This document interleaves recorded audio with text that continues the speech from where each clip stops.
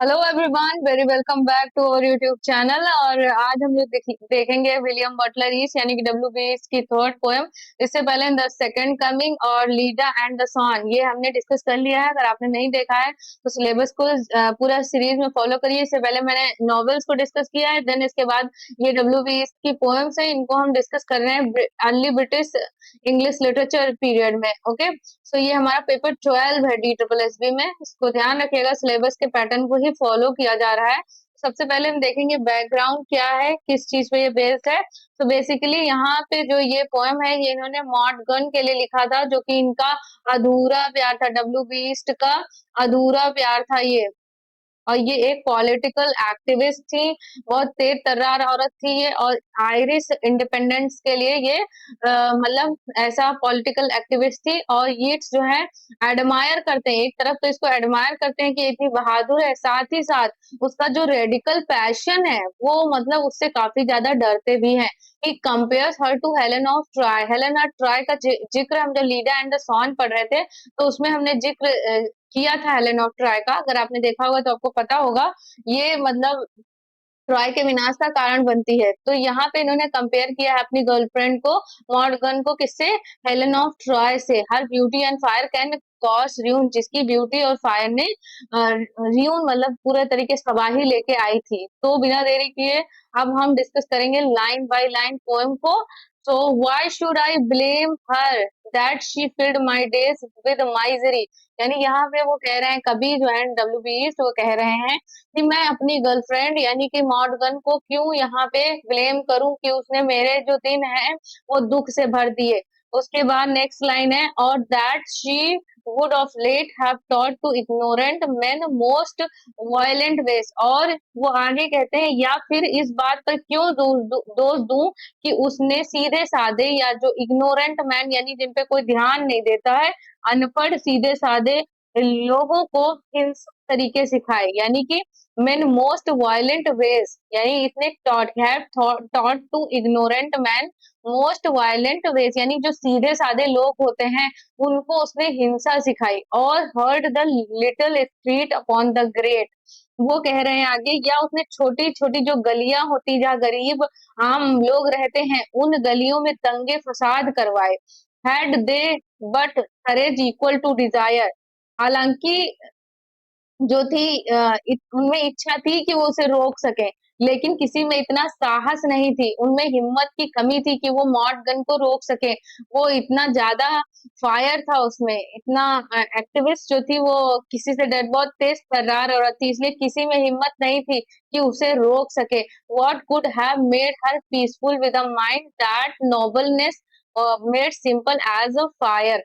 तो वो आगे कह रहे हैं, ऐसी स्त्री को शांत स्वभाव का कैसे बनाया जा सकता है, जो दंगा करवाती हो, फसाद करवाती हो, लोगों से सीधे मुंह बात नहीं करती हो, किसी के प्यार को एक्सेप्ट नहीं करती हो। तो ऐसी स्त्री को शांत स्वभाव का कैसे बनाया जा सकता है।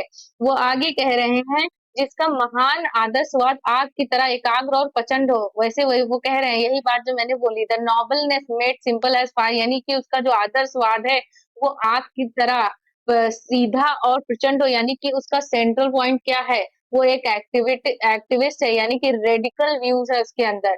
पॉलिटिकल एक्टिविस्ट जो होते हैं वो ऐसे ही होते हैं, जैसे कि वो सिर्फ एक ही चीज के बारे में सोचते हैं, तो उसे रोका नहीं जा सकता है।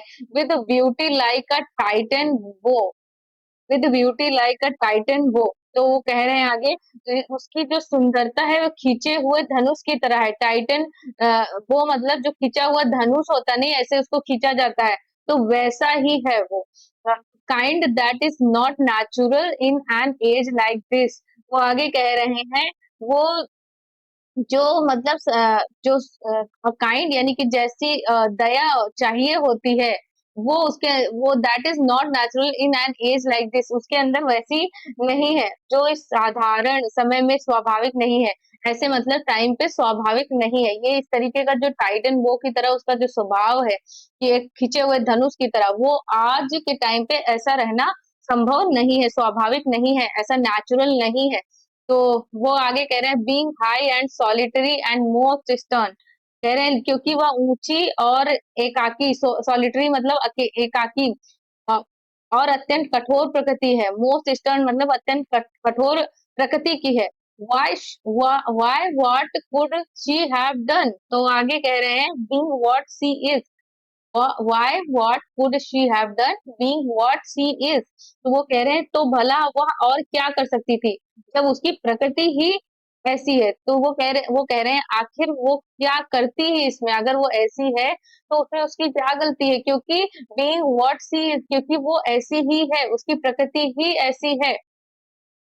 Was there another Troy for her to burn, अब यहाँ पे वो कह रहे हैं क्या उसके लिए जलाने को कोई दूसरा ट्रॉय था, यानी कि यहाँ पे कंपेयर कर रहे हैं हेलेन ऑफ ट्रॉय से, हेलेन ऑफ ट्रॉय से कंपेयर कर रहे हैं कि उसका स्वभाव ऐसा है कि अब दूसरा ट्रॉय बन जाएगा, ये जो वो कर रही है इसकी वजह से दूसरा ट्रॉय बन जाएगा, देश जो था जिसका विनाश हो गया था हेलेन की वजह से।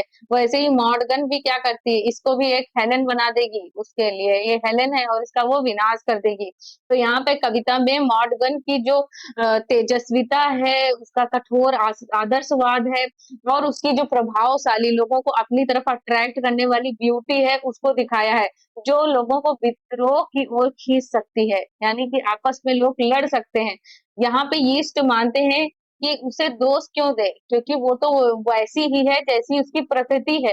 अंतिम पंक्ति में जो है, सबसे लास्ट पंक्तियों में वो कहते हैं कि हेलेन ऑफ ट्रॉय जो है, इसका ये साइन इस चीज का है, क्या उसकी सुंदरता का प्रभाव इस महान नगर को जला देने लायक है, यानी कि वो इतनी सुंदर है कि इस महान नगर को जला देगी। ओके, तो उसका एटीट्यूड ऐसा है, यानी कि अपने जो उसका चेहरा है और उसका व्यक्तित्व बिल्कुल अलग अलग है। तो ये जो उसकी सुंदरता है, ये सेकंड ट्रॉय को बना देगी, इसलिए उन्होंने कहा है नो सेकंड ट्रॉय। तो यहाँ पे एक तरफ तो उन्होंने एडमायर किया है, साथ ही साथ उनको फियर है कि कहीं दूसरा ट्रॉय ना बन जाए। ओके, सो इस तरीके से ये पोएम यहाँ पे एंड होती है। थैंक्स फॉर वॉचिंग, मिलते हैं नेक्स्ट वीडियो में, बाय बाय।